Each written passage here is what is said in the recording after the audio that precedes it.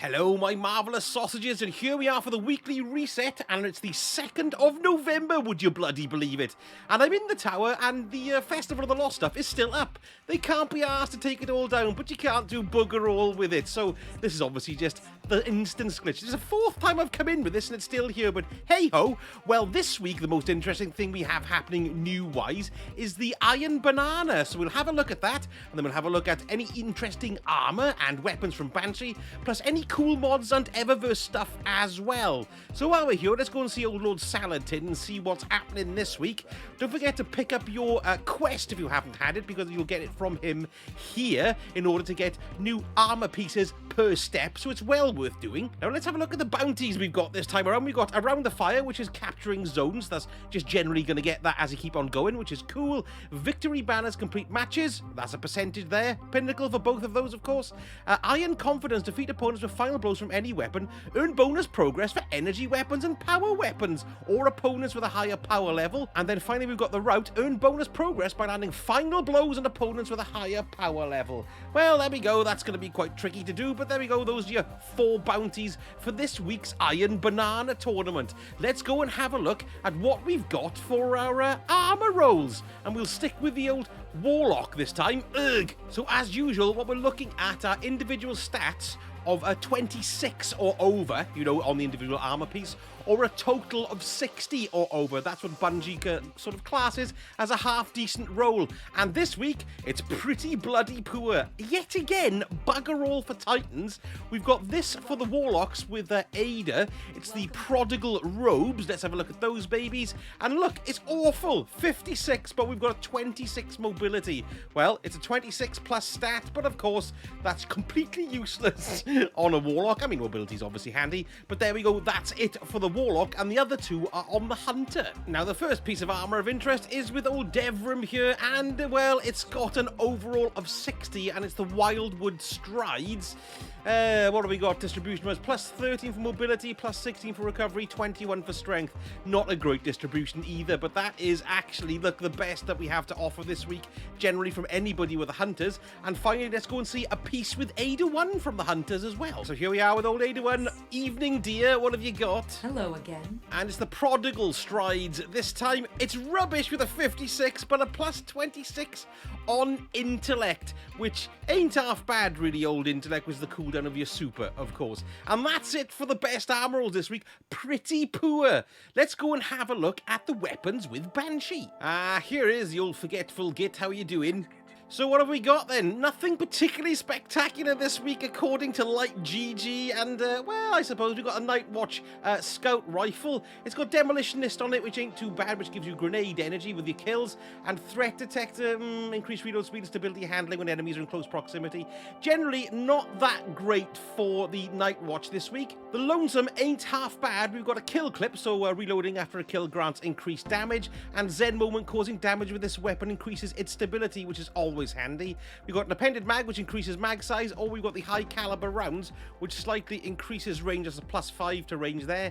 Hammer Forged Rifle increases range again, so that's not too bad, which is a plus 10 to range. And then we've got Small Ball, little annoying man who puts you to sleep. That gives you a plus 7 of range and plus 7 of stability. Not too bad with a range masterwork 2. Nature of the Beast. It's a arc precision framed hand cannon. What we got rolls wise, well, it's not too bad because you've got rangefinder, which is always nice on a hand cannon. Quick draw, of course, very handy for whipping it out, particularly in the Crucible. We've got an extended mag, which gives you increased magazine size, of course, but makes you reload slow. Oh no, greatly decreases reload speed. Of course it does. Alloy magazine, faster reloads when the magazine is empty. And then we've got True Sight HCS, which increases range and stability. So that's going to give you a plus 5 for aim assist, plus 3 for stability, plus 3 for range, plus 3 for handling. And we've got Crossfire HCS. What does that do? It gives us increased range, plus 7, decreases your handling, minus 5, and your stability by minus 5. Gives you a plus 5 aim assist too. Well, you know, it's an arc hand cannon. Could be handy to have in your arsenal if you haven't already got one. Next, we have the Eternal Blaze on. What have we got? Disruption Break. Breaking an enemy's shield with this weapon makes them more vulnerable to kinetic damage. And we got Killing Wind. Final blows grant increased mobility, weapon range, and handling for a short duration. Flared Mag will increase stability and reload speed. Light Mag increases reload speed, slightly increases increases range. How much does it do that by? +5 for the range there.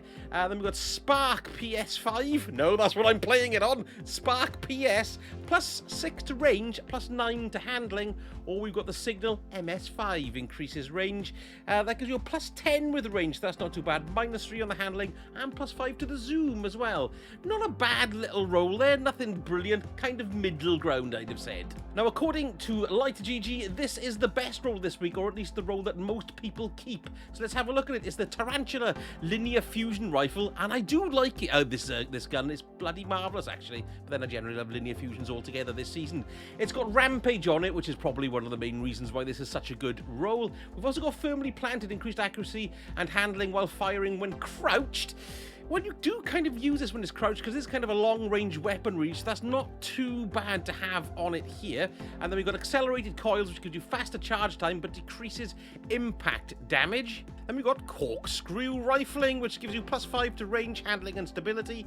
Or we've got Full Bore. That's a massive boring person. +15 to range, -10 to stability, and -5 to handling. And it's also got a range masterwork too. And then on the end, we've got the Quick Fang. Now, what this means is that you're going to have whichever sword is applicable to your class. Now, because I'm looking on a Hunter, we've got a Quick Fang, but if you were having your Titan, you'd have the Crown Splitter, or if you've got the Warlock, you'd be having the Eternity's Edge. Middling rounds on all three of the... Middling perks on all three of these this week. So for Banshees mods, we've got Counterbalance Stock, reduces recoil deviation for the weapon, and Radar Tuning. Radar immediately returns when you stop aiming down sights. And Ada this week has got... What's she got there? That's the Bow Reserves. Well, you know, if you haven't got it, get it. And Energy Converter. While charged with light, using your grenade attack grants you super energy, consuming all stacks of charge with light up to a maximum of 50% of your super. That is a nice little charged with light mod, so if you haven't got it, I'd pick that one up. Let's go and have a look at the helm and see what's there. First off, let's go and check out what's at the older war table. There's always an interesting selection because this does alter from week to week, and there's some pretty good ones here now and again. What do we have? We've got Elemental Armaments, Combat Weapon, Final Blows, with a damage type that matches your subclass element, have an escalating chance to spawn an elemental well, so you don't get one every time, but you do get one every so often. And then you've got Font of Might, a great mod to have again, picking up elemental wells that matches your subclass energy, grants a temporary bonus to weapon damage of that same elemental type. Well worth picking that one up if you don't have it. And now a brief naked jog across the landing. Don't look, I haven't got my towel on. You want to go down now to the Wayfarers Compass. And in here, let's have a look at what we got this week. We've got Melee Wellmaker, powered melee combatant final blows, spawn elemental wells, that's grand. Elemental Time Dilation, elemental well mods that grant you time-limited benefits can now stack. That's a good little mod, that. Well of Utility, picking up a Void elemental well grants you additional class ability. Specific, but, you know, if you're doing a Void build, very handy.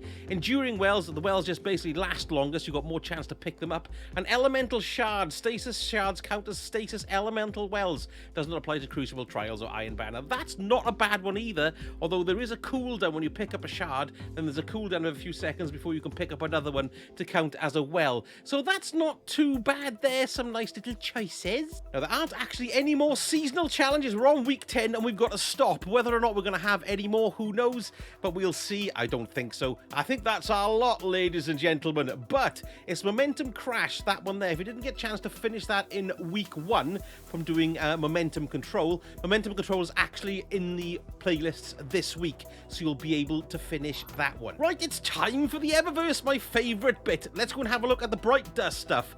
First of all, we've got Amethyst Veil. This is an amazing, amazing shader. It's from Season of Opulence, and look at it, doesn't it go on really well? And it's even got a nice dark navy tinge there on my ruff. Phew. Apparently the last time this was on sale to buy for Bright Dust was 2 years ago, amazingly, so I'd pick that one up if you haven't already got it. 300 Bright Dust. We've got the Namine Projection. Let's have a look there. Yes, all well and good. Nope, not giving up my Indiana Jones fedora for anybody. Now, this is an excellent thing to pick up. It's an ornament for the Ace of Spades. It's called the Vanguard Dare in Cade's colours, and it's a quite rare thing to pick up, and to get it for Bright Dust, it's well worth picking up. So I'm going to blinking well buy it. Look, there we are. Thanks very much. Let's keep on going down the track. We've got Draton Blast. Ooh, what's that? Is he waving a hairbrush or a chicken drumstick? Oh, well, there we are. That's got Drat and Blast there. And then we've got our normal boons there for this and that. Let's go and have a look at what else we've got for Bright Dust. We've got the double hands dance. That's quite entertaining. Yeah, I suppose it's quite good to do together. Entertaining, yes. We've got the Mind Striders, which is an ornament for the transversive steps. I believe I've already got that, but isn't that pretty? So there we go. That's there for the Warlocks. The Hunter ornament this week is Death Wish, which is for the Shards of Galanor. There we go. That's that one there. Quite pretty. And for the Titans, we've got the Scorned Fortress ornament for the Citan's Ramparts. An absolutely bonkers looking thing. Look at that. Bloody hell. Then we've got the Nemine Chariot, which kind of looks like a fighting lion. That is very, very nice. What's that? That's for 2,500, not too bad. And then we've got the matching Ghost Shell 2, 2,850. If you like that kind of thing, it's there for you. We've got the Hand Cannon Vogue. No, don't really care about that. We've got the Laden Lance. Now, this is for the Cloud Strike Sniper Rifle, the Beyond Light exotic. God, doesn't that look great? And it's an amazing rifle as well. If you don't have that, I recommend you go and get the bloody thing. It's excellent. And then we've got the Tetrahedron projection, which means pyramids. No, thank you. Transmat effects, Vitreous Entrance. Waching, waching, waching. No. And then we've got the Stasis Entrance. Freezy cold. Okay, that's that. We've got the Twin Snake effect. I actually quite like that. It does. It's got a kind of what do you call that thing? Oh, I can't bloody, not ray tracing. What's it called? Oh, I don't know. Anyway, iridescent coral. I don't have this one, so I'm going to buy it. Always buy shaders that I don't have. You never know how they're going to go on. It's, well, you know, it's not too bad. I suppose you might be able to give you a little accent on your clothing, and it's got that iridescent pearly look as well, which is lovely. We've also got Celestial Dome. Let's have a look at that. That's not too bad. Nice white boot theme there. We've got Ancient Republic. This one is quite nice, if I recall, although it hasn't gone that on that one quite well. But, you know, it could go on some other things quite well. And then we've got Precursors Vex Chrome. This is like a messy looking one, if I remember. But it is quite nice. So there's a nice choice of shaders this week. Pick them up if you ain't got them. Well, this is the last chance I get to see my lovely Pusscat until next Festival of the Lost. But hey-ho. Now, if you want to see something interesting, I've done 2 videos lately about stuff that you might not know in the game. You know, it's kind of lots of little snippets. So both of those are up on the screen now. Go and take a look. You never know. You might learn something. Well, probably not, but you know, never mind anyway. And if you do want to see the next time I drop a video out into the wide internet, then give me a subscribe and don't forget to like the video as well. That does me so much good and gets the video shoved out there a lot more. Thank you so much for watching, and I shall speak to you all again very, very soon. Sausage it.